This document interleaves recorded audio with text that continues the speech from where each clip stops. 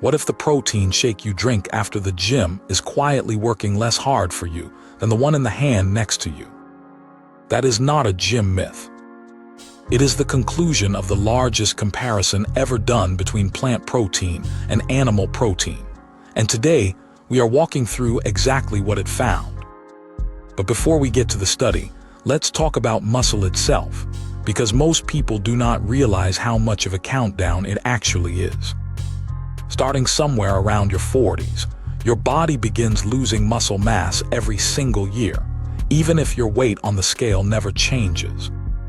It starts slow, around 0.5% a year. But after 75, that rate can double or even triple, and strength disappears even faster than mass does. Doctors have a name for the severe version of this. They call it sarcopenia, and it affects an estimated 27% of adults over 60 worldwide. Have you ever seen an older relative struggle to get up from a low chair, or grip a jar lid that used to be easy? That is often muscle loss showing up in real time. It is not a cosmetic problem. Losing muscle is linked to falls, frailty, hospital stays, loss of independence, and a higher risk of death. So the question of how to protect muscle as we age is not vanity. It is one of the biggest quiet threats to how people actually live out their later years. And the number one tool doctors reach for first, alongside exercise, is protein. Here is where it gets interesting. Not all protein is created equal, and the argument over which kind is best has been running for decades. Rewind about 100 years, and scientists were just discovering that proteins are built from smaller building blocks called amino acids, some of which the human body cannot make on its own. Those are called essential amino acids, and one of them, leucine, turned out to be the key that switches on muscle building in the first place. Animal foods like meat, eggs, and dairy tend to be naturally rich in leucine and the other essential amino acids, in roughly the ratio your muscles want. Plant foods can absolutely contain protein too, but historically many of them were considered lower quality, missing enough of one or more essential amino acids to be as efficient on their own. That gave rise to an old idea in nutrition circles, that you basically cannot build serious muscle on a plant-based diet alone. Have you ever heard someone ask a vegan athlete, only half joking, where do you even get your protein? That question has a real scientific history behind it. But the world has changed a lot since that idea first took hold. Plant-based eating has exploded over the last decade, driven by climate concerns, animal welfare, and simple curiosity. Meat alternative products now line entire supermarket aisles that barely existed 15 years ago. Pea protein, rice protein, soy protein, oat protein. Walk into any gym today, and you will see shaker bottles filled with all of them, right next to the classic whey. So which one actually works? For years, the honest answer was that nobody had properly checked, at least not across the full range of plant proteins people actually use. Most of the older research only ever tested one plant protein against animal protein, soy. Every other option, pea, rice, oat, chia, was left out of the picture almost entirely. That is a strange gap, considering how many different plant proteins are sold on shelves today, each one marketed as if the science already settled the question. Meanwhile, the global population is aging fast. The number of people over 60 is projected to roughly double in the coming decades, and every one of them will need a real answer about how to protect their muscle. There is also a mechanical piece to this puzzle that goes beyond amino acids alone. Plant proteins tend to have a different physical structure than animal proteins. That structure can make them a bit more resistant to digestion, meaning fewer of those amino acids may actually reach your bloodstream after a meal.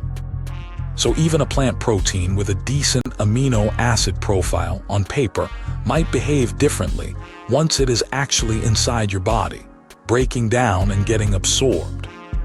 Cooking and processing can change that picture too. Soaking, boiling, or turning a bean into a concentrated powder can strip away compounds that block digestion, changing how well your body actually uses the protein inside it. Have you ever wondered why a scoop of soy protein isolate and a handful of whole soybeans do not seem to hit the same way at the gym? That difference in processing may be part of the answer. There's also a training piece that most protein debates completely ignore. Protein alone does not build muscle. It supplies the raw material, but the actual signal to build comes from mechanical stress, in other words, from resistance training. So any honest comparison between plant and animal protein has to ask not just what people ate, but whether they were also training and how hard. And there is one more twist. Younger muscle and older muscle do not respond to protein the same way. As we age, our muscles become less sensitive to the anabolic signal protein sends, something researchers call anabolic resistance.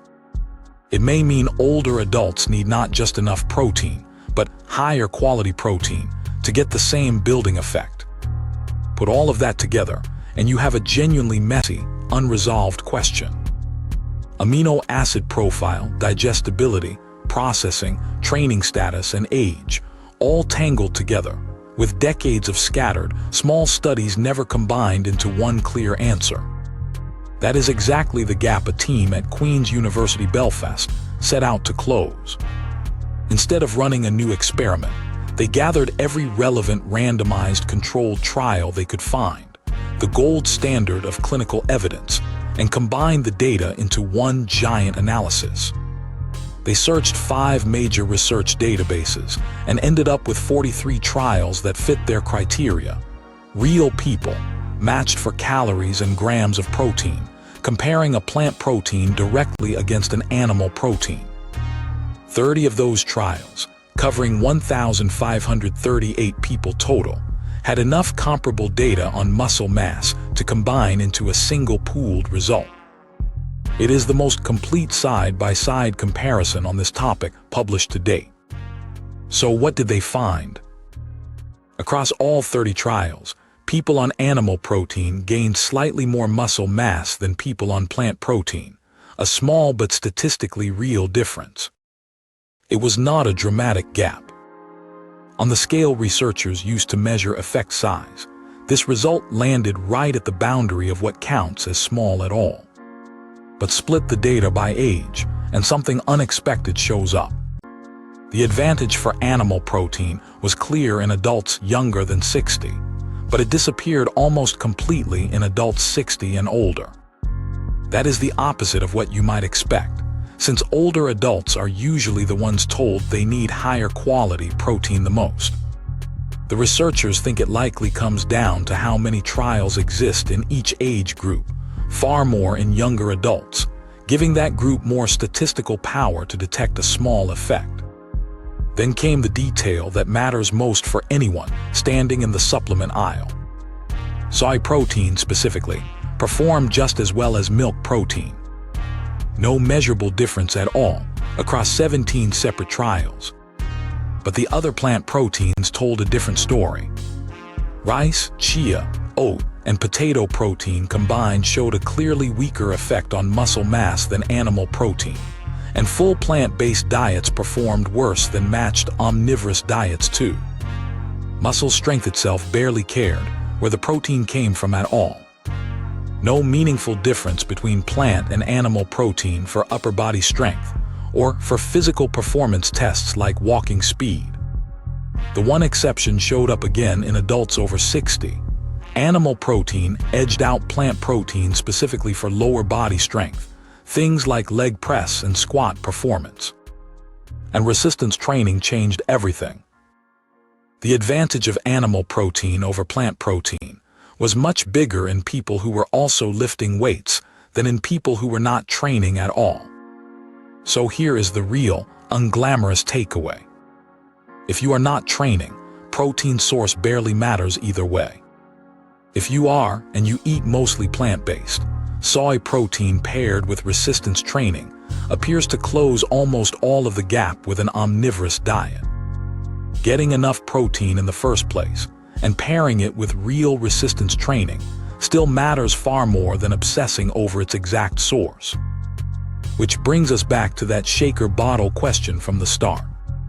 The type of protein in it matters a little, but whether you actually go lift something heavy afterwards still matters more.